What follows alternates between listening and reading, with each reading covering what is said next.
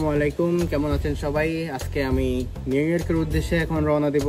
এখন বাজে 4:30, যাইতে যাইতে 7:30 অথবা 6:30 এরকম আশেপাশের বেস্ট অন ট্রাফিক যেরকম ওইভাবেই যাব। ইউজুয়ালি 2 ঘন্টার বেশি লাগে না, আর যদি বেশি ট্রাফিক হয় তখন 3 ঘন্টার কমে হয় না। তো যাই হোক, আমি এখন যাব। মূলত ওখানে যাওয়ার কারণ হচ্ছে আমার ভাইয়ের সার্জারি হয়েছিল নিউ ইয়র্কে। আমরা এখানে সার্জারি করতে পারি নাই, আমাদের ইন্স্যুরেন্স এখন এখানে হয়নি, কারণ ইন্স্যুরেন্স এন্ড অফ দিস ইয়ার পর্যন্ত ইন্স্যুরেন্স এই স্টেটের ভিতরে অ্যালাউ করবে না। তো ডিসেম্বর মাসে আমরা পেনসিলভেনিয়ার জন্য ইন্স্যুরেন্সের জন্য আবেদন করব। তো যার জন্য আমার ভাইয়ের সার্জারি নিউ ইয়র্কে হয়েছিল, যেহেতু তার ইন্স্যুরেন্স নিউ ইয়র্কের। সার্জারি শেষ, এখন তার জন্য কিছু ফলাতে নিছি, যাই দেখে আসবো। আর এমনি মামার বাসায় যাব, মামার সাথে দেখা করে আসবো। তো সে পর্যন্ত আমার সাথে থাকুন। আজকে আপনাদের সাথে আমি ট্রাভেল করতেছি। আমার নাম সুদীপ, দেখা হবে নেক্সট ক্লিপে। তো ভাইয়ের সাথে আমি দেখা করলাম, দেখা করে আমি আমার ফ্রেন্ডের বাসা চলে গেলাম ঘুমাতে, যেহেতু 4 ঘন্টার কাছাকাছি ড্রাইভ করলাম, অনেক টায়ার্ড ছিলাম। তো বন্ধুরা, আমি এখন ব্রুকলিনে আছি। রাতের বেলা প্রায় 12 ঘন্টা আপনাদের সাথে আর কোনো দেখা হয়নি। পেনসিলভেনিয়া থেকে লং আইল্যান্ড গেছিলাম মামার বাসায়। প্রায় আধা ঘন্টা থাকার পরে আমি ব্রুকলিনে আসছি আমার খালার বাসায়। আমি খালার বাসা থেকে আমার ফ্রেন্ডের বাসায় ছিলাম। সকাল 11:20 বাজে। আমি এখন গাড়ি গরম দিতেছি, এখন একটা জায়গায় যাব ফ্রেন্ডকে নিয়ে।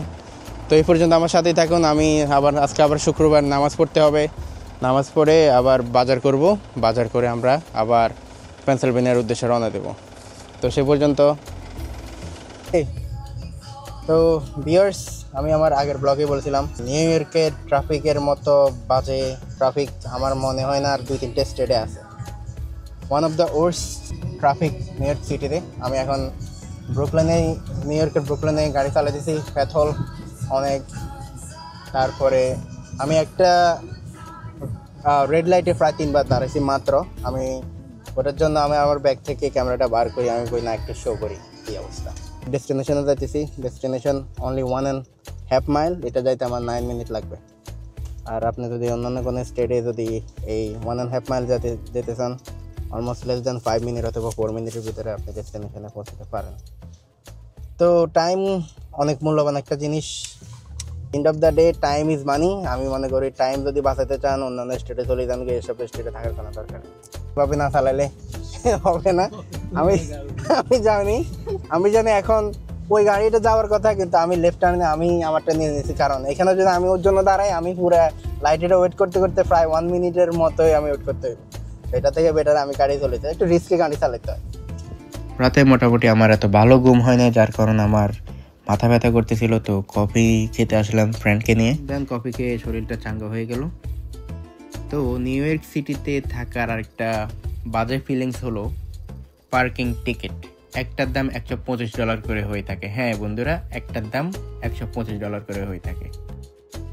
আর ওনারা পার্কিং টিকিট খাওয়ার কারণ হলো ওনারা পার্কিং করছে রং টাইমে, রং সাইডে। এখানে ফ্রাইডে টুইসডে 9:30 থেকে 11:30 সকাল পর্যন্ত কোনো পার্কিং করা যাবে না, যার জন্য ওনারা $125 টিকিট পাইছে। আর এখানে hard to find a parking, যেটার কারণে ওনারা গাড়িটাও মুভ করায় নেই আর ওদের টিকিটটা অ্যাকসেপ্ট করে নিয়েছে। আর এখানে দেখতেছেন আরও টিকিট। তো প্রতিটা ব্লকেই এরকম 2-1টা টিকিট খায়। একটা টিকিটের দাম গাইস $125 করে। একটা অ্যাভারেজ মানুষ $110 করে কামায়, বোঝান অবস্থা। কেউ একজন এখানে ফান করে লিখে দিয়েছিল, আমরা নোয়াখাইল্লা বাজান। এটা অনেক ফানি ছিল, যার জন্য এটা ক্যাপচার করে নিয়ে নিলাম। আর এই দিন শুক্রবারের নামাজ আমরা নিউ ইয়র্কের ব্রুকলিনে পড়ছিলাম। তো দেখতে দেখতে আমার ব্রুকলিনের সফর শেষ। আমার ভাইয়া সে ব্রুকলিনে রয়ে গেছে, কারণ তার আবার ডাক্তারে দেখাতে হবে 1 সপ্তাহের ভিতরে। তারপর ডাক্তার শেষ হওয়ার পরে সে আবার ফিলাডেলফিয়ার উদ্দেশ্যে রওনা দেবে। আমি মনে করি নিউ ইয়র্কে যদি আপনার আসা দরকার হয়, ফিলাডেলফিয়া থেকে আপনার নিউ ইয়র্ক একেবারেই কাছে। আপনি যদি কোনো ইম্পর্টেন্ট কাজ হয়, আপনারা নিউ ইয়র্কে আবার চলে আসতে পারবেন। এই ব্রিজটার নাম হলো ব্যারিজোনা ব্রিজ।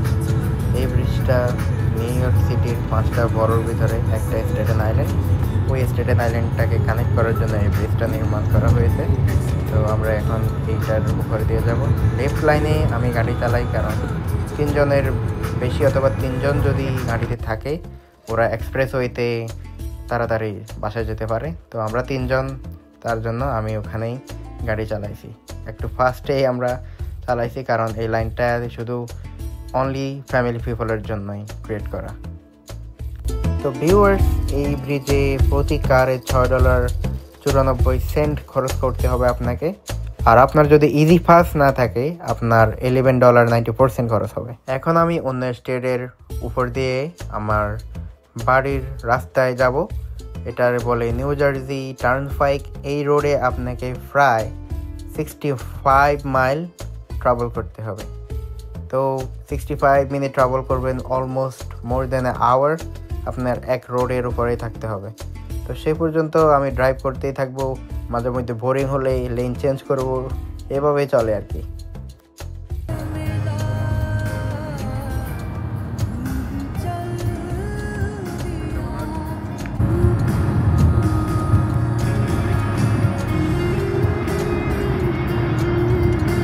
তো প্রায় 2 ঘন্টার জার্নি করার পরে আমরা ফাইনালি পেনসিলভেনিয়াতে চলে আসলাম। এখান থেকেই সিটি শুরু পেনসিলভেনিয়ার। আমরা ভিতরে ঢুকবো। এখানেই প্রায় আমার আর 20 মিনিটের মতো ড্রাইভ করতে হবে। দেখেন ভিউয়ার্স, এখন ফিলাডেলফিয়ার সিটি এখান থেকেই দেখতে পারতেছেন আপনারা, কত সুন্দর জাঁকজমক। আর শীঘ্রই আমি ফিলাডেলফিয়ার সেন্টারে গিয়ে আমি একটা ভিডিও করব সিটি নিয়ে। ফুল সিটিটা আপনাদেরকে আমার নেক্সট ভিডিওতে দেখানোর ট্রাই করব। সিটি কেমন সুন্দর দেখতে, কি আছে না আছে এগুলো দেখার ট্রাই করব। তো বন্ধুরা, ফাইনালি আমি আমার বাসা চলে আসলাম। আমি চাইতেছি আপনারা আমার ইউটিউব চ্যানেলকে সাবস্ক্রাইব করে রাখেন, যেহেতু নেক্সট ভিডিওটা দেখতে পারেন। তো সবাই ভালো থাকেন, আসসালামু আলাইকুম।